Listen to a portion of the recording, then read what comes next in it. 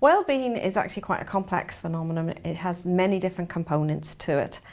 For me, because I'm interested in the learning dimensions, one of the key aspects of wellbeing is how we feel in terms of how purposeful our activities are and how much purpose we can find in the interactions with others, in the work that we're doing. And that's often referred to as eudaimonic wellbeing. Work is very important to wellbeing, and how you work, how your work is organised is very important.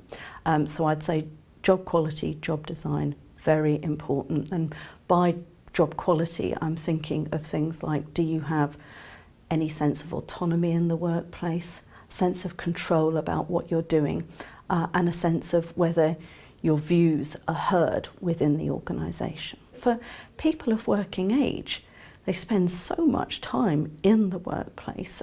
So I would say, yes, your manager and your place of work are very important for well-being. But obviously things like your health and your income and your sense of security, those things are all very important too. I mean, I think there are lots of different ways that we could improve employees' well-being. And I think the challenge for organisations is balancing the more traditional concerns of productivity and profit with employee well-being, but for them to understand that employee well-being has a major effect on their ability to succeed in those traditional kind of business metrics. There are lots of ways, there are quite comprehensive ways about reorganising people's work, redesigning their jobs in ways where they have more freedom, more control, but basic things like job security, the type of contracts that employees have. This is something we see in the news all the time at the moment with Uber and firms like Deliveroo, some of the kind of precarious working conditions that are really detrimental for people's well-being. Focusing on line management behaviours in particular, so this is how you deal with the people that report directly to you. There are a number of things that line managers can do. One is that line managers can be supportive, help people who are having difficulties, give advice, that kind of thing. That kind of builds resilience in people as well. Line managers can also give a sense of direction, a sense of clarity, delegate, allow people the opportunity to develop their skills by maybe giving them project work or asking them to do new things. And that's a way that line managers can very simply and very cost effectively build better quality jobs, because through delegation, through allowing people to work to develop their skills, they will be developing their own better quality job as it goes along. It affects well-being, I think, because it gives people skills which they can use at work, and also it's a signal that your employer actually values you and is willing to invest in you. So that would be two main routes, I would guess. But I would also say it's all very well training people, but you need to give people the opportunity to use those skills. So you need to augment the training with the way you structure tasks and design jobs and expect people to do their tasks. They have to have the ability to use those skills and have the discretion to use those skills.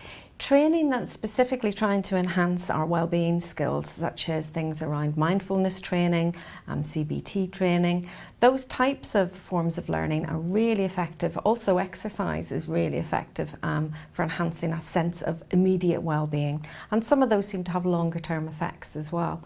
However, we could also probably do more when we design our leadership training, our technical training, to build in some of those other issues around resilience and some of those other coping skills that staff can have to manage their emotion regulation at work, and also to manage the relationships and the very complex environments that they might work in. So there's no doubt about it, unemployment is really bad for people's well-being, and that's partly because of the loss of income. But it's also because of the loss of purpose, the loss of organisation of the day. But I think most importantly it's that loss of purpose, a loss of society in terms of the workplace. We're very aware now with the evidence base coming through that actually the well-being of students is really important through their educational career.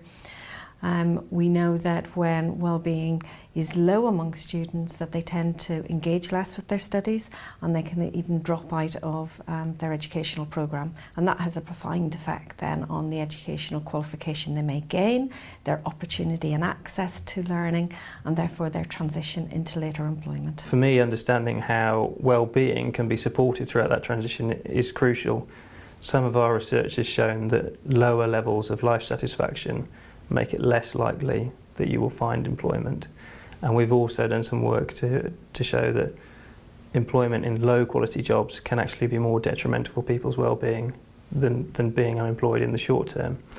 So it's really important that we have policy that supports young people to transition from education to employment, that also takes account of how their well-being is being supported in that process.